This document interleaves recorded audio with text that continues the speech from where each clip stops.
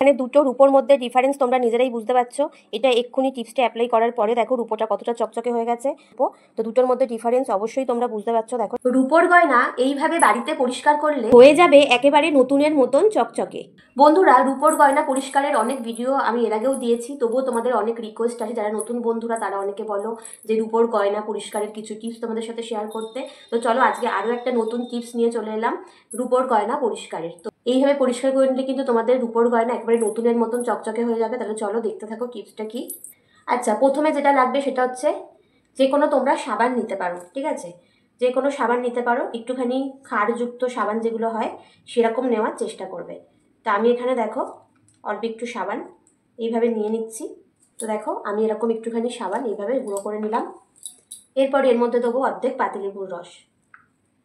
ভালো করে পাতিলেবুর রসটা চিপে দিয়ে নেবো। এবার সব কিছু দুটো জিনিস ভালো করে মিশিয়ে নেবো। পুরো পরিষ্কার করবো, তো আমার এইটুকু করে নিয়েছি, তাতেই হয়ে যাবে।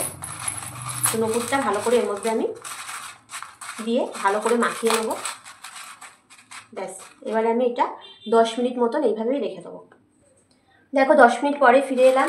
এইভাবে ভিজিয়ে রেখে দিলে 10 মিনিট বা 15 মিনিট কী হয়, গয়নার ভেতরে যে ময়লাগুলো থাকে সেগুলো কিন্তু নরম হয়ে যায়, এবং তারপরে কিন্তু আমরা যখন ব্রাশ দিয়ে এইভাবে ঘষে নিই তখন কিন্তু খুব তাড়াতাড়ি সেটা পরিষ্কার হয়ে যায়, ঠিক আছে? তো চলো আমি এবার ভালো করে একটুখানি ঘষে নিচ্ছি। এরপরে আরেকটা জিনিস আমাদের লাগবে, সেটা কিন্তু আমাদের সবার রান্নাঘরেই থাকে। আমি আজকে যেগুলো তোমাদেরকে ব্যবহার করে দেখাচ্ছি সেগুলো কিন্তু সব কিছুই আমাদের ঘরে থাকে। তো দেখো এটা ভালো করে আমরা ঘষে নেবো। এখনই কিন্তু অনেকটা পরিষ্কার হয়ে যাবে। তো তোমরা এটা 3 থেকে 4 মিনিট ভালো করে এইভাবে ঘষে নেবে, ঠিক আছে? দেখো বন্ধুরা, 3 থেকে 4 মিনিট আমি এটা ভালো করে ঘষে নিয়েছি ব্রাশ দিয়ে, ঠিক আছে? এখনই কিন্তু অনেকটা পরিষ্কার হয়ে যাবে। আর এরপরে আমাদের কি করতে হবে দেখো, এরপরে আমাদের লাগবে অল্প একটু লবণ। লবণটা ব্রাশের মধ্যে এইভাবে ব্রাশে করে লবণ নিয়ে নেবো। নিয়ে এবার লবণ দিয়ে আমরা খানিকক্ষণ ঘষে নেবো। এটার রেজাল্ট এত ভালো হয়, আমি যখন এটা ধুয়ে দেখাবো তোমরা তখনই বুঝতে পারবে বন্ধুরা।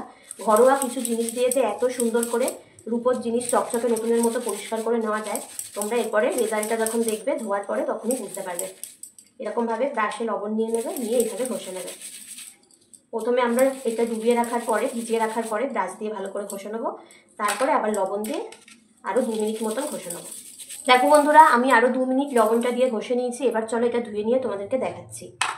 দেখো পরিষ্কার জল নিয়ে নিয়েছি, এর মধ্যে তোমাদেরকে সরাসরি আমি ধুয়ে নিয়ে দেখাচ্ছি। দেখো এটা তোমরা ভালো করে কিন্তু হাত দিয়ে এইভাবে ঘষে ঘষে ধুয়ে নেবে। যত এইভাবে ঘষবে আলতো হাতে, দেখবে এটা ফেনা বেরোচ্ছে এবং তত ভেতরের যত ময়লা আছে সব বেরিয়ে আসছে। তো একটু টাইম নিয়ে কিন্তু ধোবে, ঠিক আছে? 3-4 মিনিট মতন হাতে সময় নিয়ে ভালো করে এরকম ঘষে ঘষে ধুয়ে নেবে। ঘষে নেবে, তারপরে আবার একটুখানি পরিষ্কার জলে ডুবিয়ে নেবে, নিয়ে আবার হাতের মধ্যে নেবে, নিয়ে আবার এইভাবে ঘষে নেবে। দেখবে যত এইভাবে তোমরা পরিষ্কার করতে থাকবে তত তোমরা দেখতে থাকবে যে কতটা সুন্দর এটা চকচক করছে। যতক্ষণ ফেনা বেরোবে ততক্ষণ কিন্তু ধুয়ে নিতে হবে, বারবারই বলছি। তো দেখো আমি আরেকবার জল পাল্টে নিয়ে এসেছি, নিয়ে আবারও একটুখানি ভালো করে হাত দিয়ে ঘষে নিচ্ছি। আর ফেনা বেরোচ্ছে না, পরিষ্কার হয়ে গেছে। তো চলো এবার তোমাদেরকে দেখাচ্ছি কতটা সুন্দর চকচকে পরিষ্কার হয়ে গেছে। তোমরা নিজেরাই দেখতে পাচ্ছ বন্ধুরা। এখানে দুটো রূপোর মধ্যে ডিফারেন্স তোমরা নিজেরাই বুঝতে পারছো। এটা এক্ষুনি টিপসটা অ্যাপ্লাই করার পরে দেখো রূপোটা কতটা চকচকে হয়ে গেছে।